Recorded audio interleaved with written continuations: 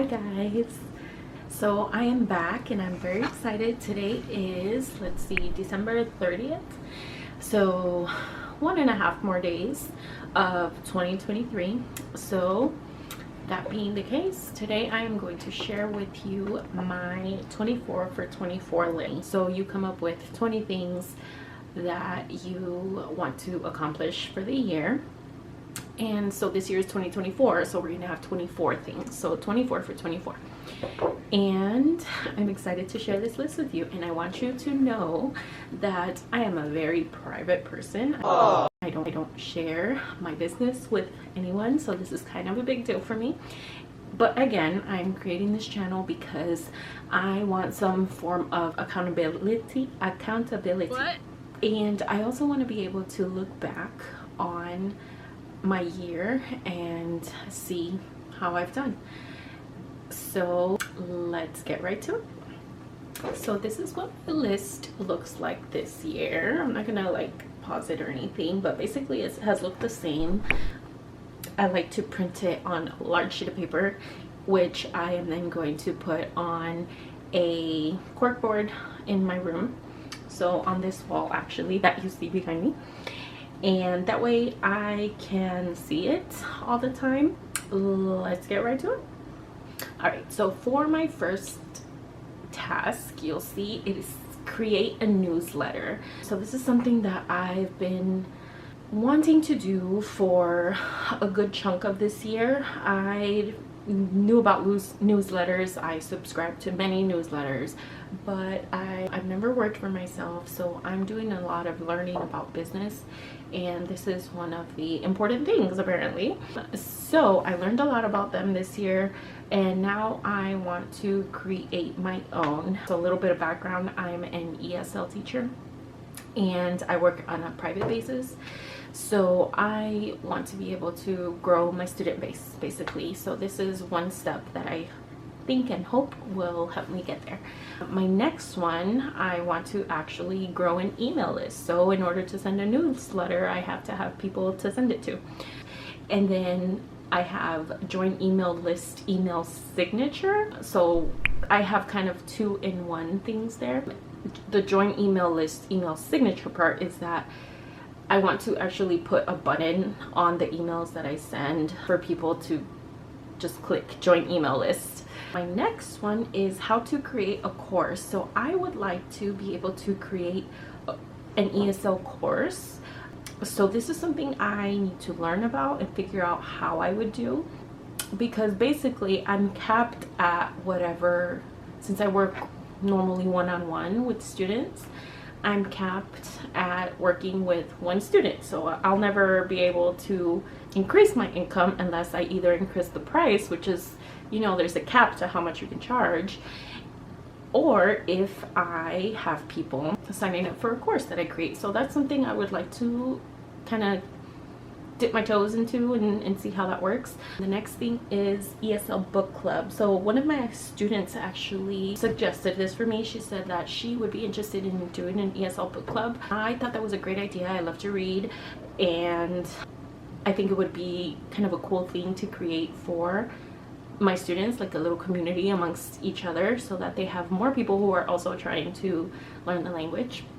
The next one is OutSchool. So again, I'm a teacher. OutSchool is one of the platforms, fixed links on websites. So I do have a website for my ESL business, and it's new. I created it this year, like around July maybe. And there are some links that are not working. You click on them and they don't do anything. So I'm gonna fix those. Email Huntsman my services and find companies to go to. So ideally I will be working directly with corporations or businesses that provide ESL services for their employees, and I want to basically pitch myself to them and see if I can get at least one corporate client this year. I think that's viable for me. Diversify ESL business. So what I mean by that is I'd like to create like some maybe flashcards or some sort of tools that students are currently lacking. Apply for grants. It takes a lot of money to run a business, so I would like to get some help with that.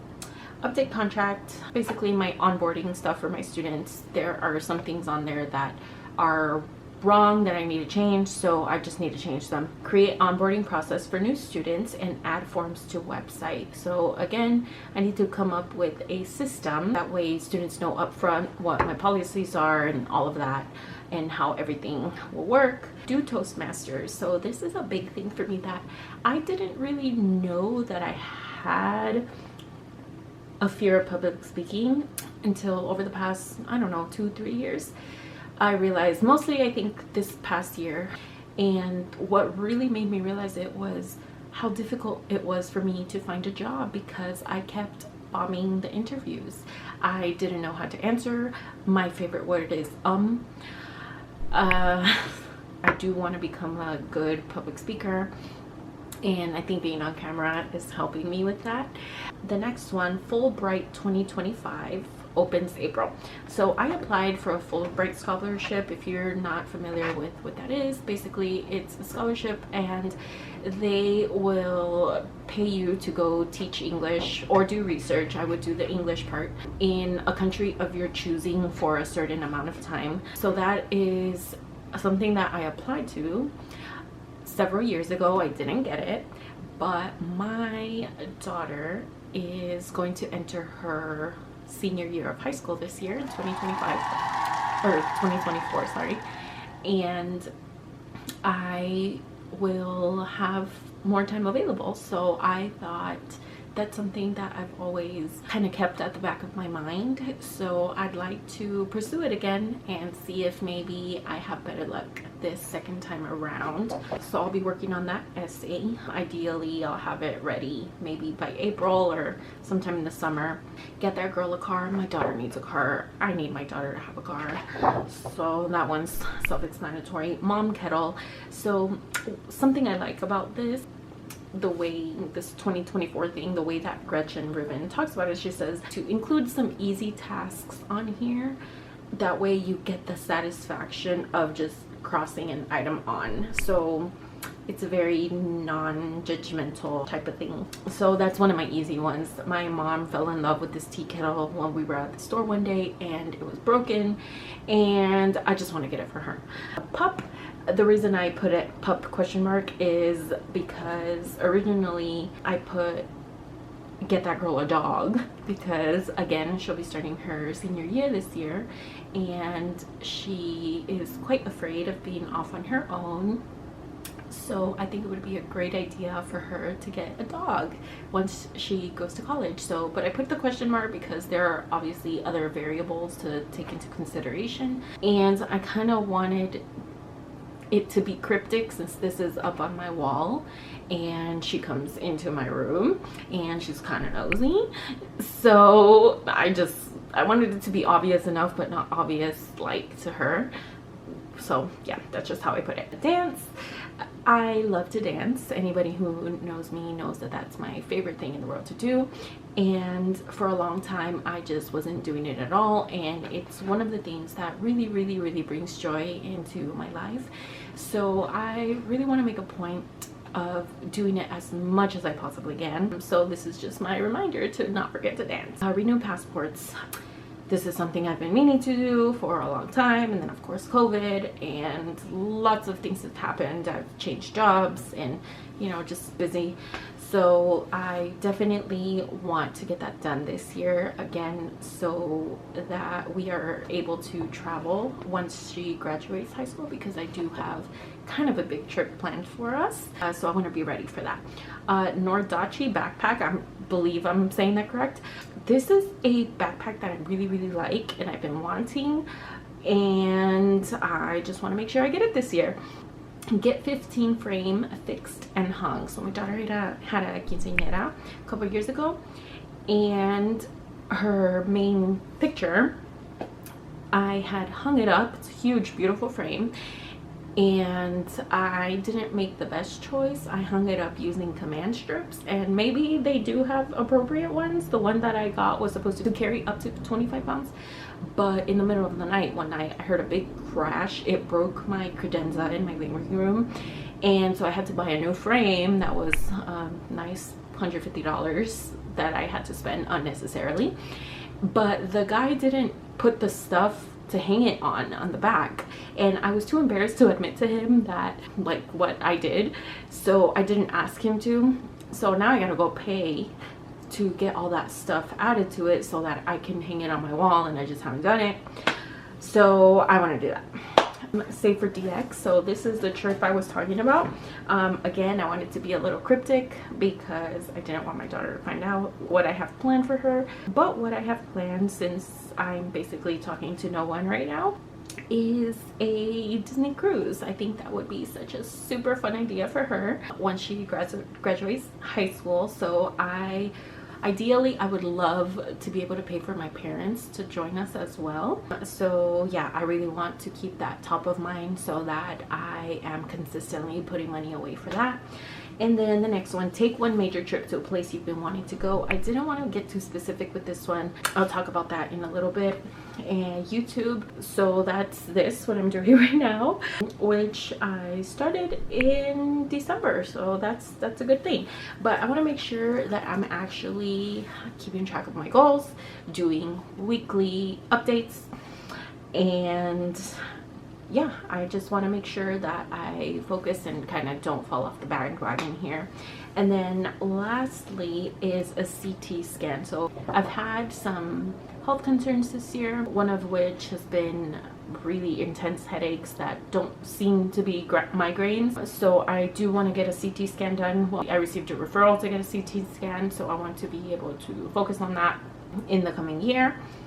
And then at the bottom, I put a little reminder for myself to review quarterly. So at the end of March, June, September, and of course December, I will be making kind of a bigger review of everything, kind of making plans if I haven't done anything for a certain goal to make sure that I do it. I am also going to work on adding dates to some of these. I think that will kind of make it a little easier for me to not wait for the last minute and then realize that I'm in November and I haven't done 10 things and then scrambling to do them, which is kind of what I fell into this year.